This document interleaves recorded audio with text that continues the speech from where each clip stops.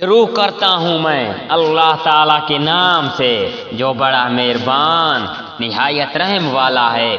اس کتاب میں ابراہیم کا قصہ بیان کر بے شک وہ بڑی سچائی والا پیغمبر تھے، جبکہ انہوں نے اپنی باپ سے کہا کہ اے ابا جان، آپ ان کی پوجا پاٹ کیوں کر رہے ہو جو نہ سنیں نہ دیکھیں نہ آپ کو کچھ بھی فائدہ پہنچا سکیں۔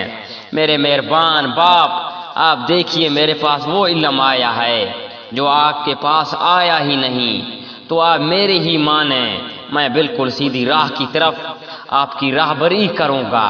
میرے ابا جان، آپ شیطان کی پرشش سے باز آ جائیں۔ شیطان تو رحم و کرم والے اللہ تعالیٰ کا بڑا ہی نافرمان ہے۔ ابا جان، مجھے خوف لگا ہوا ہے کہ کہیں آپ پر کوئی عذاب الہی نہ آ پڑے کہ آپ شیطان کے ساتھی بن جائیں۔ اس نے جواب دیا، کیا ابراہیم، کیا تم ہمارے معبودوں سے روح گردانی کر رہا ہے؟ سن لو، اگر تم باز نہ آیا تو میں تجھے پتھروں سے مار ڈالوں گا۔ جا ایک مدت دراز تک مجھ سے الگ رہے۔ کہا، اچھا، تم پر سلام ہو، میں تو اپنے پروردگار سے تمہاری بخشش کی دعا کرتا رہوں گا، وہ مجھ پر حد درجہ مہربان ہے۔ میں تو تمہیں بھی اور جن جن کو تم اللہ تعالیٰ کے سوا پکارتے ہو انہیں بھی سب کو چھوڑ رہا ہوں، صرف اپنے پروردگار کو پکارتا رہوں گا۔ مجھے یقین ہے کہ میں اپنے پروردگار سے دعا مانگ کر محروم نہ رہوں گا۔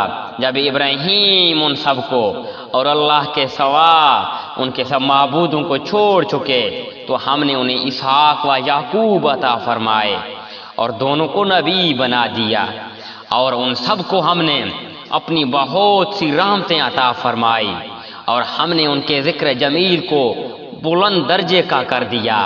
اس قرآن میں موسیٰ کا ذکر بھی کر، جو چنا ہوا اور رسول اور نبی تھا۔ ہم نے اسے طور کی دائیں جانب سے رازگوئی کرتے ہوئے قریب کر لیا، اور اپنی خاص مہربانی سے اس کے بھائی کو نبی بنا کر عطا فرمایا۔ اور اس کتاب میں اسماعیل کا واقعہ بھی بیان کر، وہ بڑا ہی وعدے کا سچا تھا اور تھا بھی رسول اور نبی۔ وہ اپنے گھر والوں کو برابر نماز اور زکوٰۃ کا حکم دیتا، اور تھا بھی اپنے پروردگار کی بارگاہ میں پسندیدہ اور مقبول۔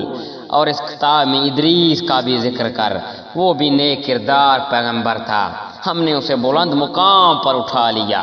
یہی وہ انبیاء ہیں جن پر اللہ تعالیٰ نے فضل و کرم کیا، جو اولاد آدم میں سے ہیں اور ان لوگوں کی نسل سے ہیں جنہیں ہم نے نوح کے ساتھ کشتی میں چڑھا لیا تھا، اور اولاد ابراہیم و یعقوب سے، اور ہماری طرف سے راہ یافتہ اور ہماری پسندیدہ لوگوں میں سے۔ ان کے سامنے جب اللہ الرحمن کی آیاتوں کی تلاوت کی جاتی تھی، یہ سجدے کرتے اور روتے اور گڑ گڑاتے گر پڑتے تھے۔ پھر ان کے بعد ایسے ناخلاف پیدا ہوئے کہ انہوں نے نماز ضائع کر دی اور نفسانی خواہشوں کے پیچھے پڑ گئے، سو ان کا نقصان ان کے آگے آئے گا۔